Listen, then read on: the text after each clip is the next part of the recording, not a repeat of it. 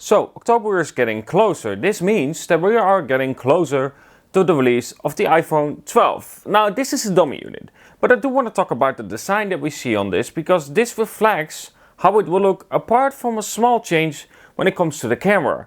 The iPhone 12 Pro, maybe only the Max, will actually feature a LiDAR sensor below this camera right there. So right there it will feature a LiDAR sensor, so that's the main difference that you get. So with the iPhone 12 you will have quite a bit of a difference.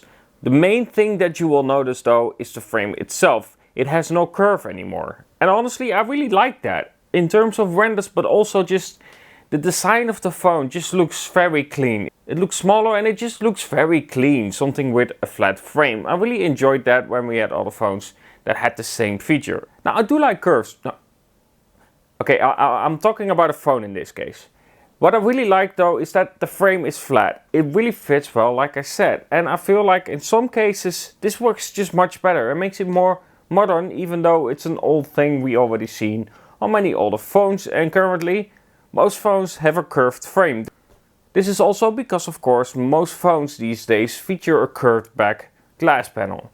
It just wouldn't work, mainly because of the display itself. If you have a curved display on something like this, it just wouldn't look good. It feels out of place and it just wouldn't work that well. Either way, I think with the iPhone 12 it really works well to have this kind of frame. And I'm really curious to see where this is going in terms of design itself.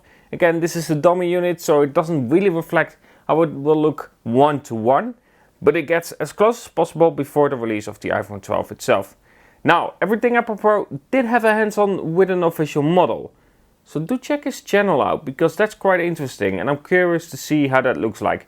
He already posted a picture on Twitter, so I'm gonna leave a link down below so you can check that out as well. But I feel like it's quite interesting to see that he already has a hands-on. But next to that, of course, I'm curious to see what Apple will do with it. The one thing though that many people were waiting for is the 120Hz on the iPhone. According to John Prosser, this is not the case. It won't have the 120Hz. It didn't make the quality cut. And you don't get it.